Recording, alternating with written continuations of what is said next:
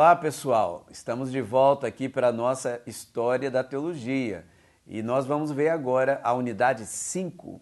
Nesta unidade, nós estudaremos os reformadores. Eu sou o professor Geraldo Cruz, seja muito bem-vindo.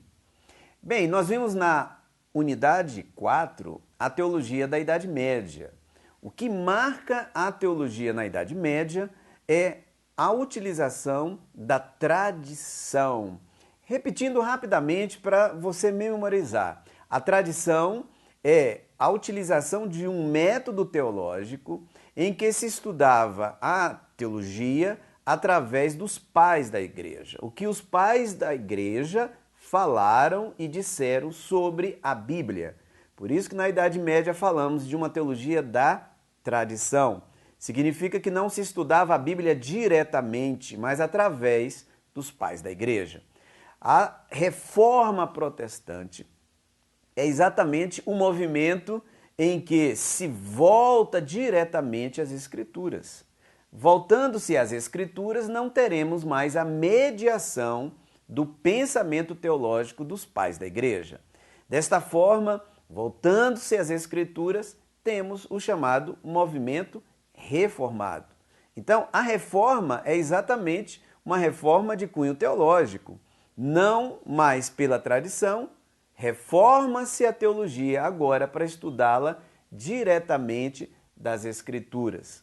Quais são os grandes movimentos reformados? Nós temos 4 movimentos reformados, portanto, 4 grandes reformadores. Grave, portanto, Lutero na Alemanha, daí teremos o luteranismo, nós teremos a reforma anglicana na Inglaterra, teremos então o anglicanismo inglês. Mais um terceiro será a reforma calvinista, Calvino na Suíça. E teremos o 4º movimento reformado, que serão os zwinglianos e também os menonitas. Então, grava, 4 movimentos reformados: luteranismo, calvinismo, anglicanismo e zwinglianismo. Vamos lá rapidamente para a gente passar, para a gente entender o que é que está em jogo.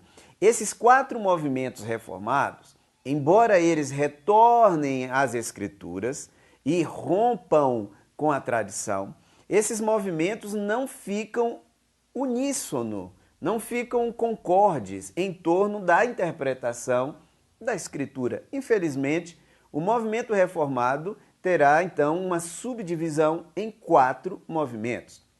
Vamos entender o que é que está caracterizando estes 4 movimentos reformados? Então vamos lá. O que você precisa entender basicamente é o seguinte: qual a afetação do pecado no gênero humano? Ou seja, em outras palavras, esses grupos vão se dividir na compreensão de até que ponto o pecado afetou o ser humano, a natureza humana. Os grupos reformados vão se dividir. Então vamos lá, vamos entender isso? Lutero entendia que o homem não tinha livre-arbítrio. Por isso Lutero cria a expressão servo-arbítrio. Você vai ver em Lutero a chamada teologia crucis. É a teologia da cruz. Sem a cruz, sem a expiação vicária da cruz, o homem e a humanidade estariam irremediavelmente perdidos. A cruz seria a forma pela qual Deus venceria o pecado no ser humano. Então, para Lutero, o pecado afetou profundamente o gênero humano, que a gente chama teologicamente de queda. Para Calvino também há uma queda.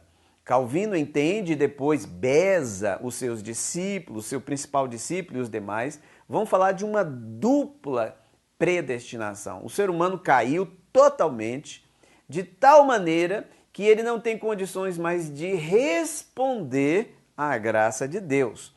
Deus precisa eleger e chamar soberanamente aqueles que caíram.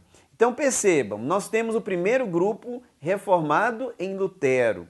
Lutero trabalha teologicamente na Alemanha. Lutero vai falar de uma queda, mas não como o calvinismo. Lutero, por exemplo, entende que os cristãos e aí a humanidade caiu, mas Deus não elegeu todos os seres humanos para a salvação e outro para a perdição. Lutero entende que Deus elegeu apenas para a salvação. Aqueles que não se salvam é porque Deus não fez nenhuma eleição. Portanto, Lutero, ele é um reformador e, como Calvino, entende que a liberdade humana foi extremamente prejudicada.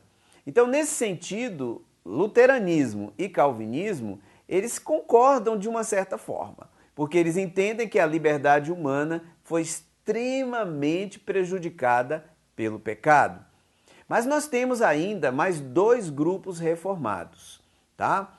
Então, deixando bem claro, o calvinismo vai falar então de uma teologia da soberania divina, enquanto Lutero vai falar de uma teologia crucis, a teologia da cruz. Ainda um outro ponto muito interessante, que está no nosso material, e você vai poder notar. Lutero vai falar na sua teologia crucis, Calvino na sua teologia da soberania divina. Lutero vai enfatizar que o ser humano ele não tem livre-arbítrio, mas Lutero entende que o ser humano ele precisa responder à graça de Deus. Na interpretação hermenêutica de Lutero, nós percebemos que Lutero ele enfatiza que Cristo é a chave hermenêutica de toda a Escritura. Chave hermenêutica? Sim, significa que toda a Escritura precisa ser interpretada através de Jesus Cristo. Já o calvinismo não entende que toda a Escritura necessariamente possa ser interpretada com a chave hermenêutica Jesus Cristo. Uma outra teologia também, outra chave hermenêutica é trazida, a chamada teologia do pacto. Ou seja, é muita informação, eu sei que você está aí do outro lado pensando nisso, mas grava, a teologia luterana, Cristo é a chave hermenêutica. Teologia calvinista, a teologia da soberania e a teologia do pacto são a chave hermenêutica para interpretar a Escritura. Em que é que calvinismo e luteranismo convergem? Ambos falarão que o ser humano não tem mais liberdade, o chamado livre-arbítrio, para responder sim ou não à graça de Deus. Não é o que nós vamos ver nos outros dois grupos reformados. Nos outros dois grupos reformados, que são o anglicanismo e o zwinglianismo, nós vamos ver uma postura um pouco diferente deles. Vamos para o zwinglianismo? Ok. O zwinglianismo tem esse nome, herda esse nome por causa de Zwinglio. Zwinglio trabalhou nos cantões da Suíça e, portanto, ele defende uma teologia muito interessante. Ele foi líder da Igreja da Suíça e fundador das Igrejas Reformadas e trabalhou numa linha um pouco diferente de Lutero. Lutero era um doutor bíblico chamado, enquanto Zwinglio chegou a conclusões de que a liberdade humana ela era maior. O homem poderia responder à graça de Deus.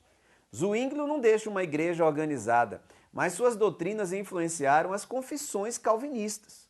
A reforma protestante, desde Zwinglio, ele vai influenciar dos 10 cantões da Suíça, 5. Então, uma grande influência. Ao contrário, ele apoiava-se, então, não exatamente na ideia de uma soberania, mas no humanismo. O que significa esse humanismo? É que o ser humano teria uma racionalidade para entender a revelação de Deus.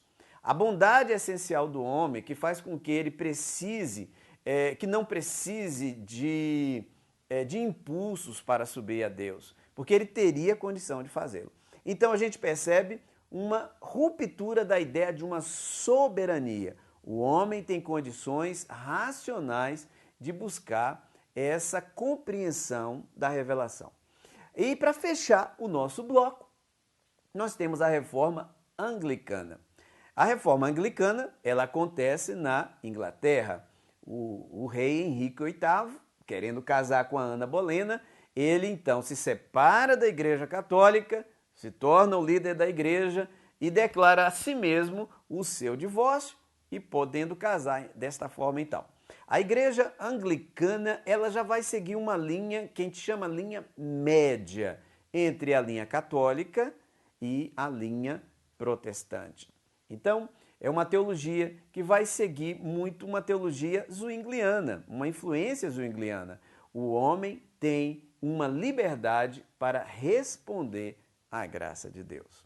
Então, temos muitas informações nesse tópico. Sugiro que você revise a sua unidade 5, Teologia dos Reformadores. Vamos entrar agora na unidade 6, quando estudaremos a Teologia Moderna. Bons estudos, Deus te abençoe, um grande abraço.